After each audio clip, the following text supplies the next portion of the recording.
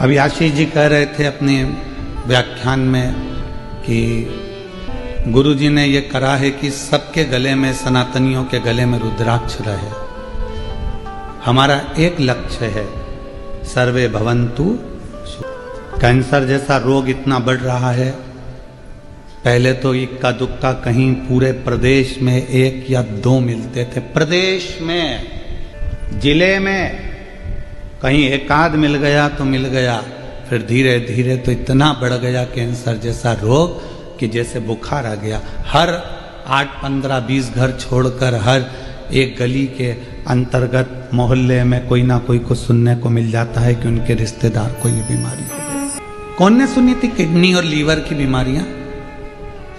पहले के लोग तो कुछ नहीं जानते थे, पर आज के समय में जहां देखो लीवर खराब हो गया, किडनी गड़बड़ हो गई, ये हो गया, वो हो गया।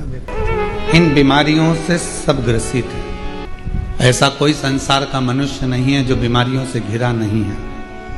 पर जिसने, और हम फिर कहेंगे कि सियोर वाले महाराज पर विश्वास भले मत करना, पर शिव पुराण पर, स्कंद पुराण पर विश्वास करना, पढ़ना। उसमें लिखा है शरीर का ऐसा कोई रोग नहीं।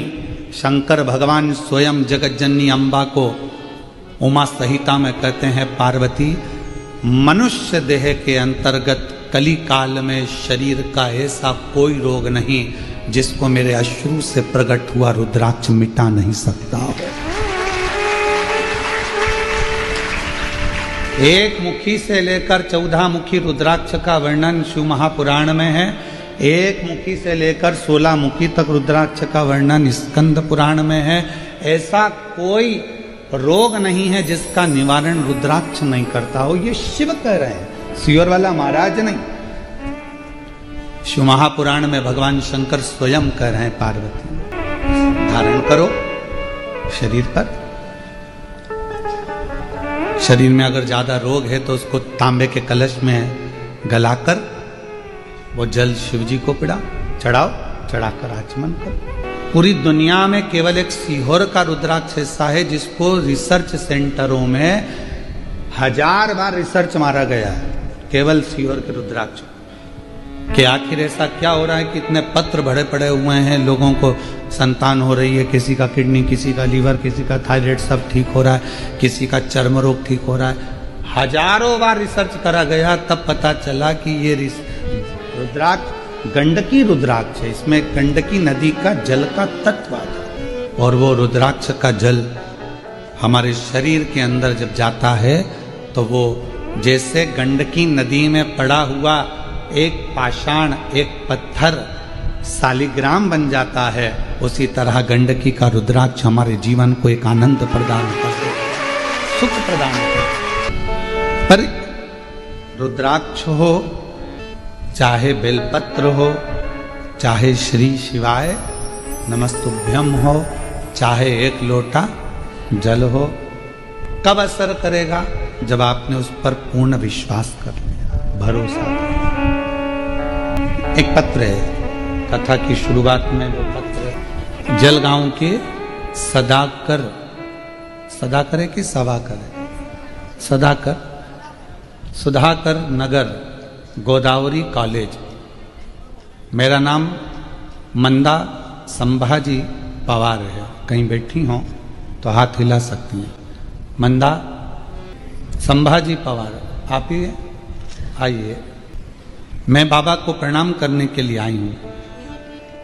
गुरुदेव, 1 लोटे जल का मेरे बेटे के गले में 2 गठाने थी। वो अस्पताल जाकर हम लोगों ने दिखाया, पुणे भी, नासिक भी, इन सभी अस्पतालों में जांच कराई तो पता चला कि कैंसर की गठान। अब कैंसर की गठान सुनकर दिल तो रो दिया। तब पता चला कि कैंसर की गठान है। इतना तकलीफ हुआ कि बेटे को और गले में 2 कैंसर की गठान। हम पुणे दिखाए, नासिक दिखाए, सब जगह दिखाए।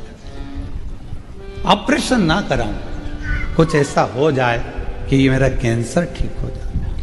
तब एक बहन जी ने बताया कि गुरुजी सियोर वाले पंडित प्रदीप मिश्रा 9:15 रात्रि का एक उपाय बताते हैं। जो रात को 9:15 पर किया जाता है। और यदि वो उपाय सटीकता से अच्छे से अगर करा तो निश्चित है कि आराम मिलेगा। सीहोर का रुद्राक्ष लाए, 9:15 वाला रात्रि का उपाय करना प्रारंभ करा और बाबा की ऐसी कृपा हुई कि बेटे की गांठ की जांच मुंबई भेज दी गई और मुंबई से जब जवाब आया तो पूरी गठाने नील थी बाबा की कृपा से।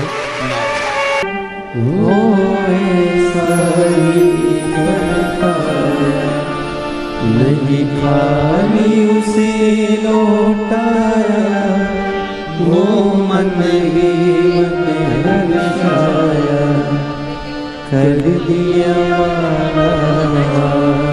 काशी वाले। दीदी कह रही हैं जिस बेटे को हुआ था उसके पिताजी को भी कैंसर हुआ था और दोनों को डॉक्टर ने ऐसा कैंसर बताया था कि वो ठीक नहीं हो सकते थे, पर दीदी कह रही हैं आज दोनों कैंसर मुक्त हो गए बाबा की ये